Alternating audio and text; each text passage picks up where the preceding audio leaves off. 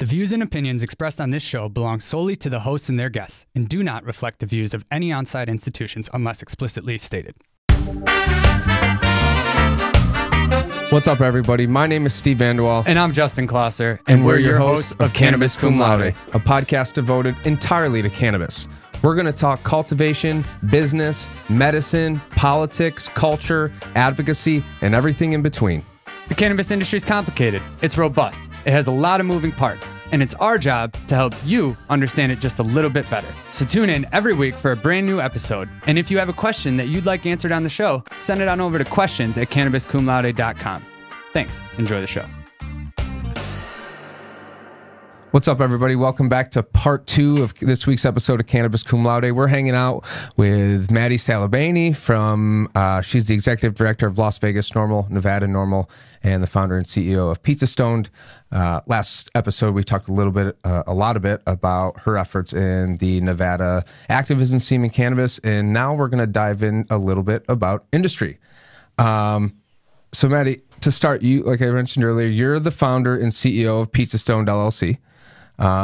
Talk about, your experience as an entrepreneur, and have you found a way to kind of infuse what you do into the cannabis industry?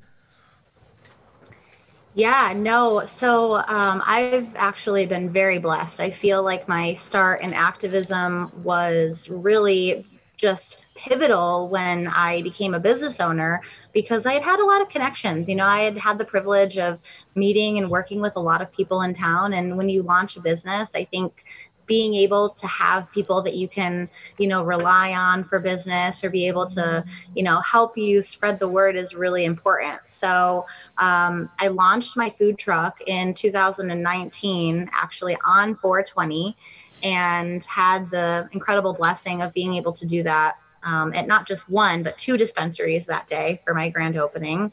And, with a name like Pizza Stoned, it's not hard to kind of play into the cannabis space and, entice, I would say, enthusiasts and consumers alike in that space. So that's been very helpful. But, it's a completely ancillary business. I don't touch cannabis inside the food truck unless there's been a private event or something else lined up. But I still am able to work with cannabis clients because, everybody loves pizza, right? Absolutely. It's a fact. Do you have any intention of potentially trying to do some kind of infusions in the future? Because I think that could be a cool direction you could take it. Yeah, I don't want to personally, I don't want to be like an edible chef. I don't want people to know me as the girl that does the weed pizza or anything like that.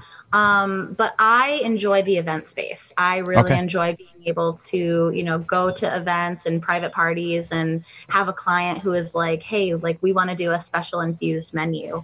I want it to be very exclusive and unique. So, there's definitely times where, I'm waiting for legislation to pass, like that so that I can do it. But at the end of the day, it's a lot of science, it's a lot of formulations, it's a lot of just trial and error. I use a wood-fired oven, which is sometimes 800 degrees. So I know it's not going to be easy to infuse anything without completely killing off that's a good point. Anything that's going to get you high. So I know it won't be easy. But one of the things that we've done that's been a lot of fun is we linked up with a producer that makes an oil and a spray, and each spray is approximately 5 milligrams. So, I'll do a salad or a pizza or some sort of menu item that is very well complemented with this little sprayer, and we'll just leave it there and people can dose themselves. And, very creative. Responsible for how high they get themselves. Yeah. I just had an idea pop into my head if you're open to hearing it. Shoot. Okay, yeah. So I had this dessert pizza train running through my head, and I'm thinking what if you did some kind of s'mores pizza, and instead of cooking the chocolate into it, you just did an infused chocolate drizzle over the top. Oh my gosh. Well, considering I am kind of famous for my s'mores brownie at Pizza Stoned, that is awesome. And it's funny because you said dessert pizza. I have been wanting to put a treatza, you hear that? Treatza on the menu trademark for a while. So that is badass idea. And my boyfriend and I were just talking too about how we should just be buying like 1,000-milligram chocolate bars and just like, using it as an ingredient in more things. That's a great plan, Justin. Cool. Glad I could be helpful. Help me test it out. Oh, definitely. Yeah, free samples. We'll send you the address after the show. We'll take all the free samples that we can get. I am curious. Obviously we just legalized, and we're expecting the Office of Cannabis Management and all the boards to be elected and announced this week, which means, the regulatory making process and the licensing allocation process is happening soon. I know that I'm very excited about that. I have something exciting in the works. But I'm curious to see, obviously the industry is going to look one way now and look a bit different in the next 3 or 4 years. I know a lot has changed in the Nevada market. Especially when it came to only a handful of people had cultivation licenses at the beginning, and there's all these issues. How has the Nevada industry changed over the last couple of years? Is it different than when you first started? What are some of the bigger changes you've seen? Yeah, I think as to be expected, one of the biggest changes was just from how small business it used to be when it was when it was, just a medical driven industry, to now, we have Curaleaf here. Curaleaf is a huge force in Nevada, and, other big corporations like GTI. I personally don't love to see corporate cannabis come in just yet. I'd really like to see smaller licenses, and more of these kind of micro business models thrive before the corporations just keep getting bigger and bigger. And that was something I think that, could have been avoided or better protected by our legislature. Yeah.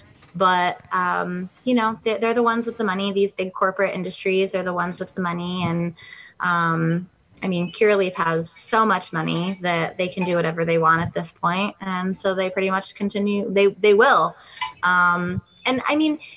In some aspects, it's good, right? Because we do have a little bit more competition in the marketplace, which ultimately drives down price. And, that's great.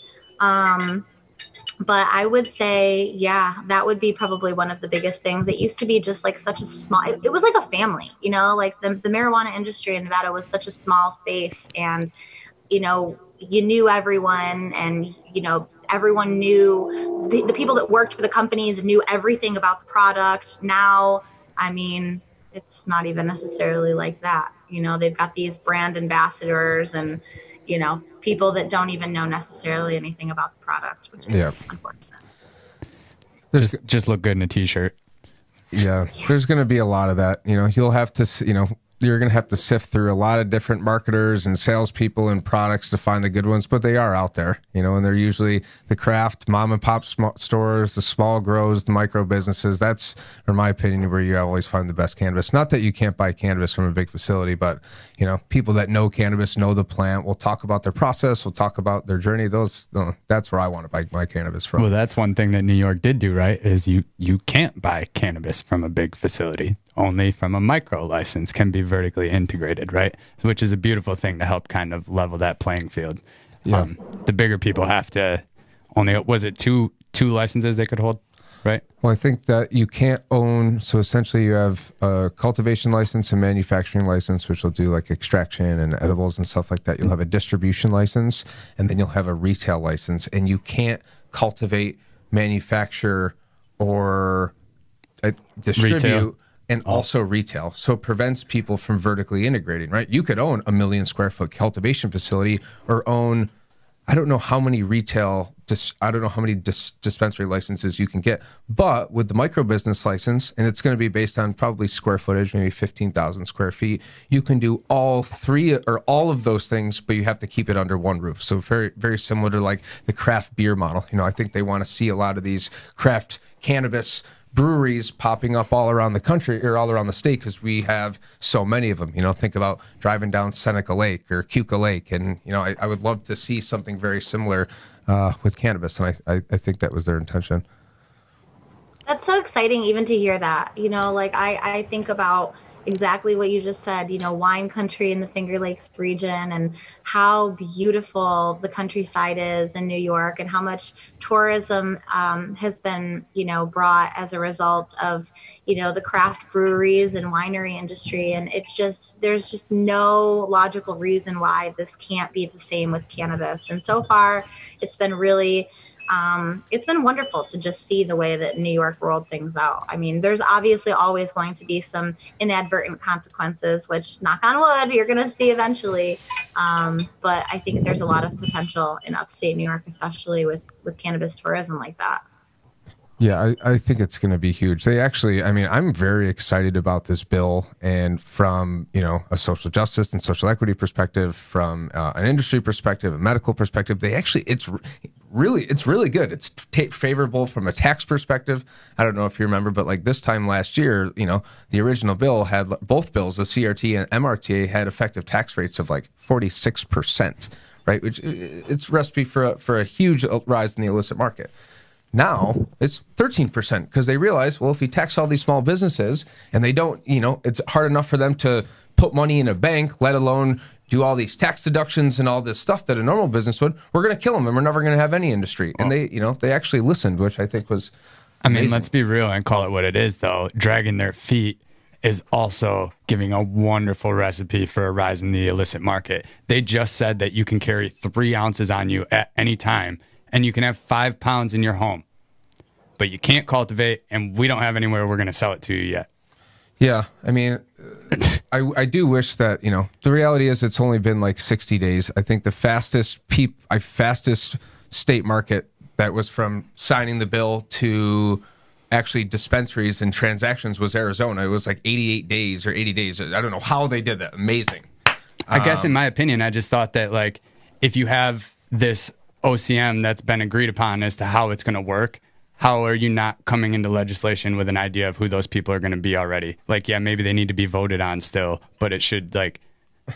It's just, I don't know. It's just such a comprehensive bill. It's like 100+ page bill. The regulations, the sustainability requirements alone. So there is a lot to to happen, especially with this bill. And New York obviously is very bureaucratic. They have 3 separate organizations that they have to staff now: the OCM, the advisory board, and the control board.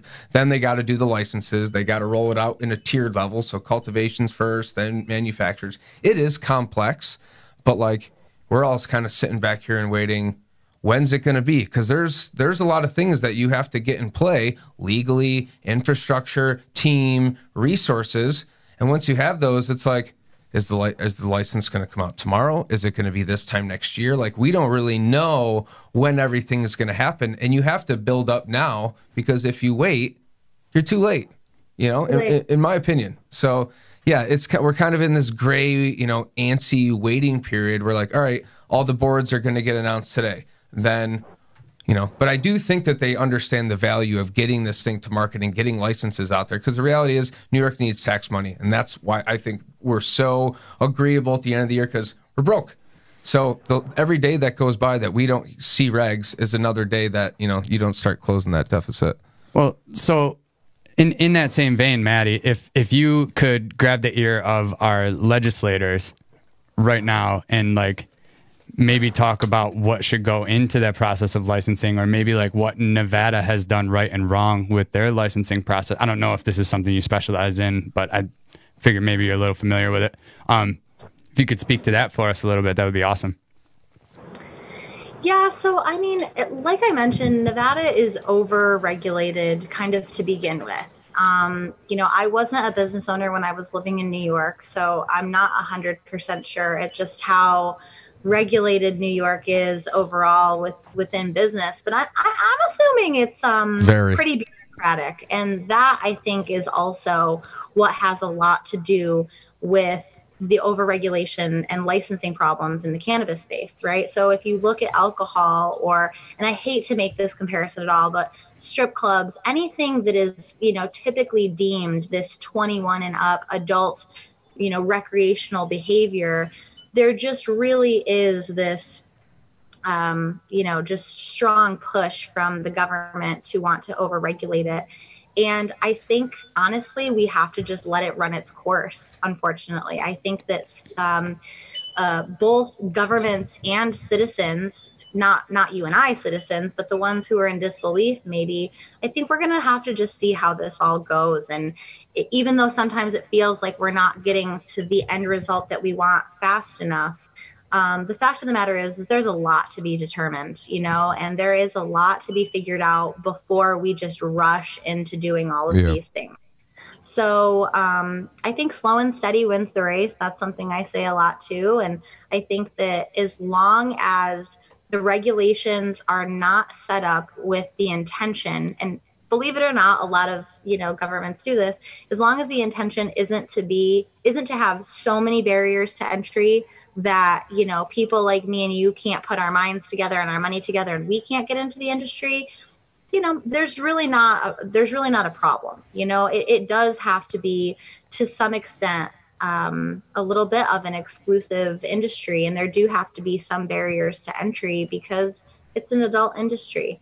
Mm-hmm. So as long as it's not set up with the intention of being discriminatory, and there are references to social equity licensing and, some small efforts, on these government authorities to make it an industry that people can enter, I think that's okay. And I think that in a few years, a lot more people will have a chance of being in this industry.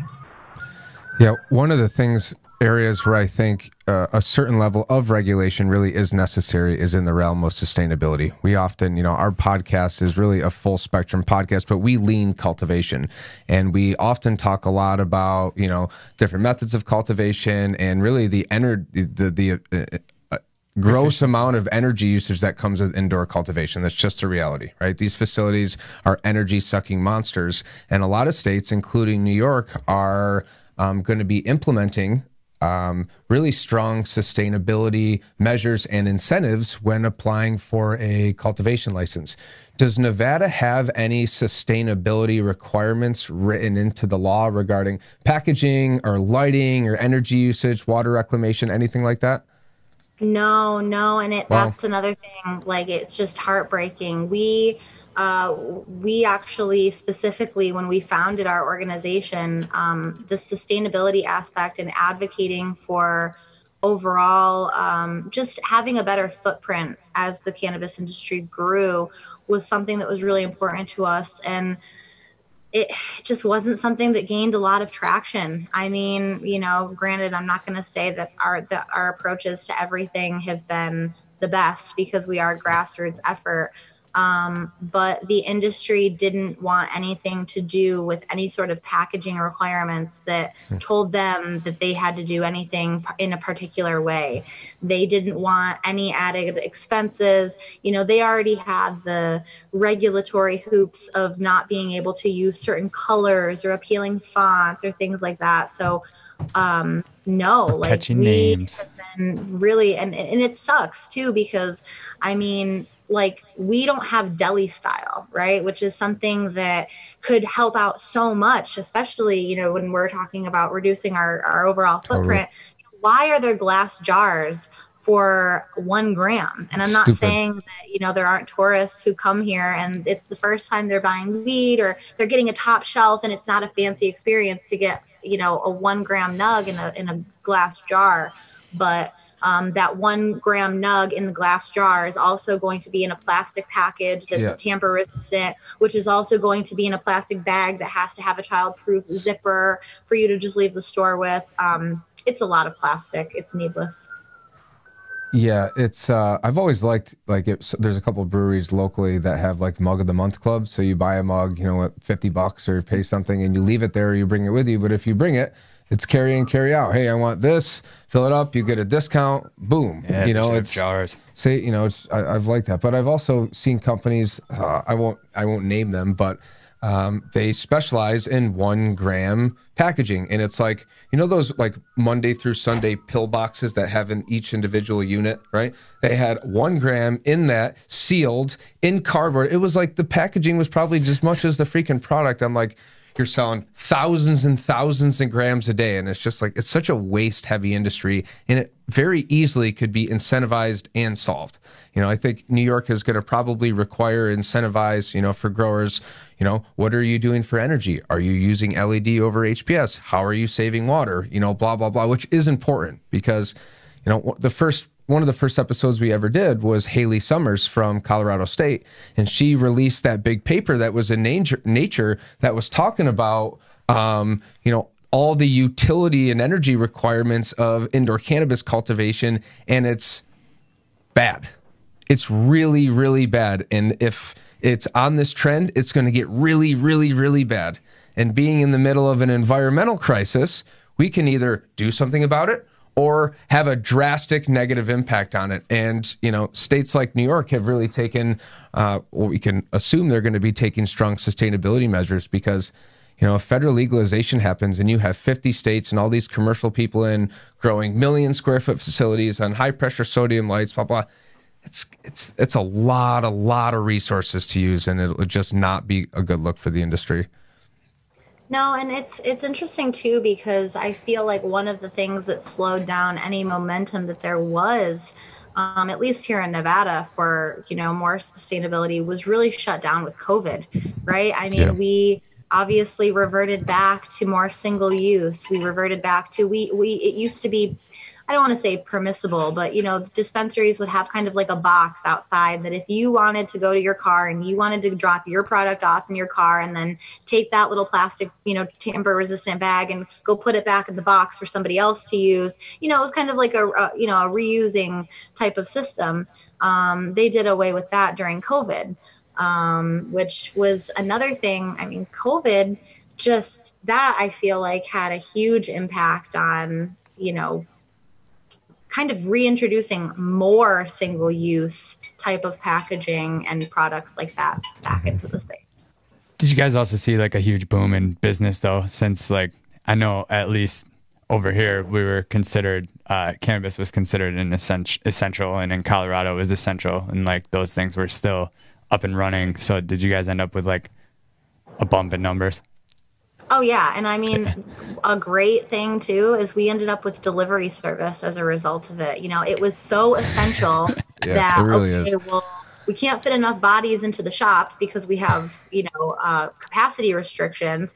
We can't have people lining up down the street, 6 feet apart. What are we going to do? And so they actually allowed for curbside pickup and delivery. I mean, I'm going to be having some weed delivered here pretty shortly from Planet 13. How sweet is that? What a world we live in, right? I can just order the best deals for today and some guy is going to show up here and bring it to me. It's almost like they made the illicit market legal. Yeah, I remember seeing during the heart of the pandemic, everybody was struggling financially, and there was this business just shutting down and blah, blah, blah. And it was like, Illinois breaks another record and another record and another record. I'm like, recession proof? I think so. I mean, any vice, every alcohol, sex, all of it, alcohol, weed, everything's up, and those are recession proof. So why would cannabis be any different? Yeah, absolutely. We are kind of drawing close to the end here, but there is one more thing that we kind of want to get into. I know that you were planning. Did you already have the Bud Tender Awards, or is that coming up? We did. We had one in this past May, and then another one in September. Coming up in the fall. Yeah, we're doing it twice a year. Cool. Awesome. Yeah, what's that all about? So the Bud Tender Awards is a event that was created specifically to really recognize front of house workers in the cannabis space. And it's not exclusive to just Las Vegas or California. This is a national effort to recognize people in the industry. So for the last couple of years, they've been hosting this event, and it's just been incredible to watch it grow and get bigger and bigger. I thankfully was brought on to the team this past year as the education coordinator for the speaker stages, which is during the expo. It's a two-part event. There's the expo where, booths and sponsors and all sorts of action is taking place on the showroom floor.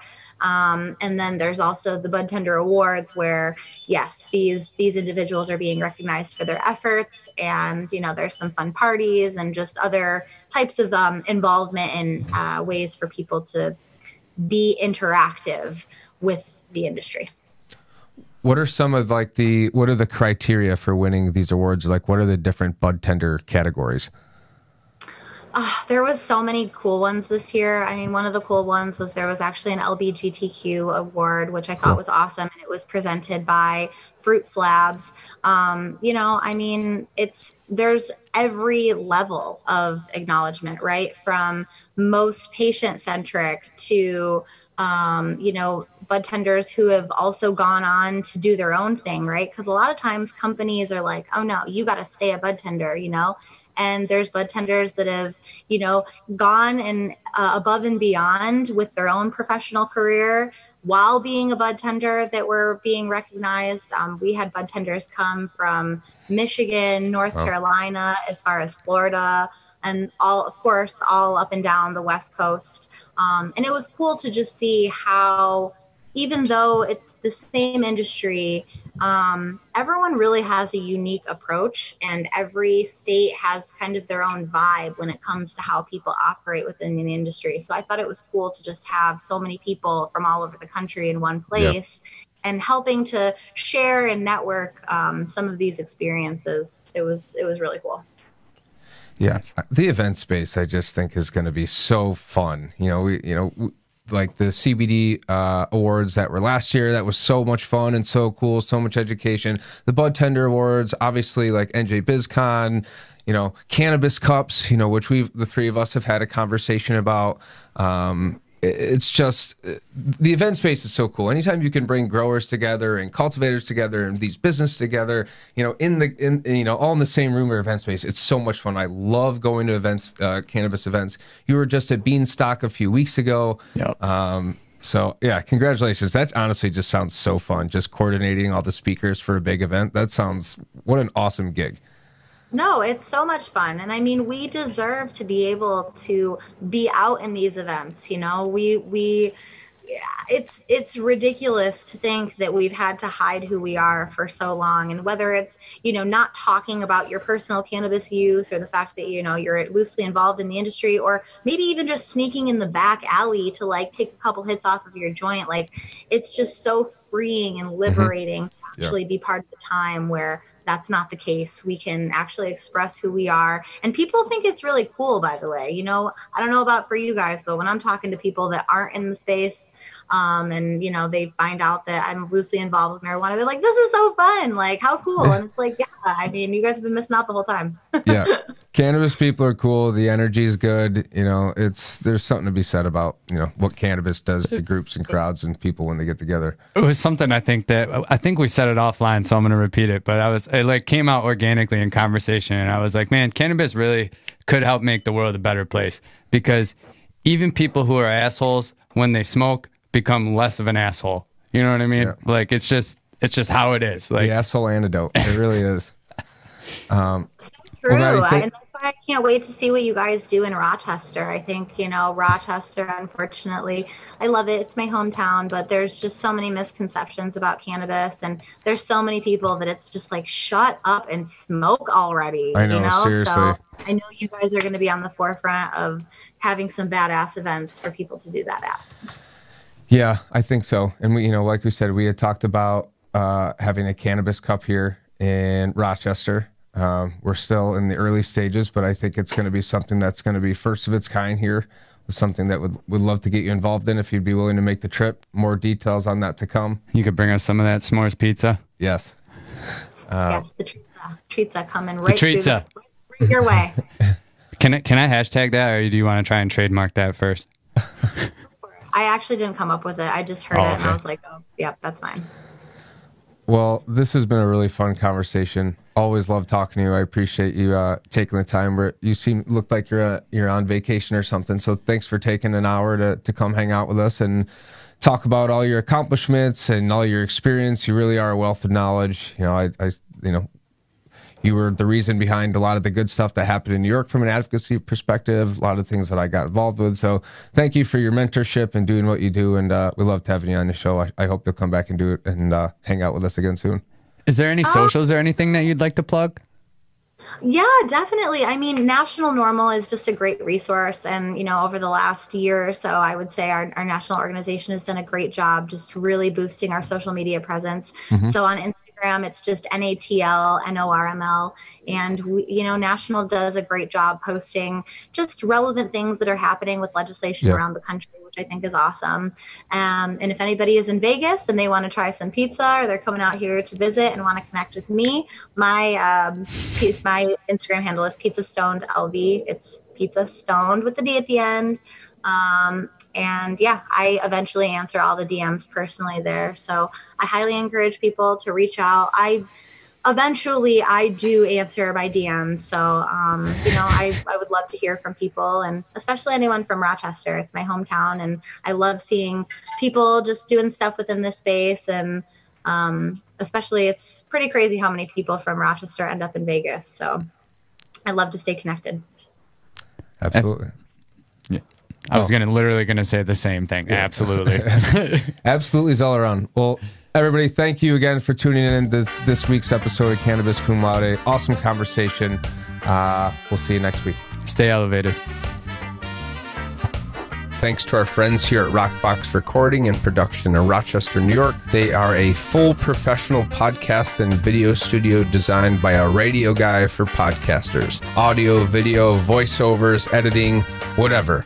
Mouth off at Rockbox at rockbox.com. You can follow Cannabis Cum Laude on LinkedIn, Facebook, Instagram, Twitter, and Cannabuzz. Type Cannabis Cum Laude into your search bar and you should be able to find us, but the links will also be posted in the episode notes as well. If you want to help support the show, head on over to Patreon, and that will ensure that we're able to keep the best quality sound and video coming to you on a regular basis. And if you liked what you heard today, please don't forget to rate and review the show.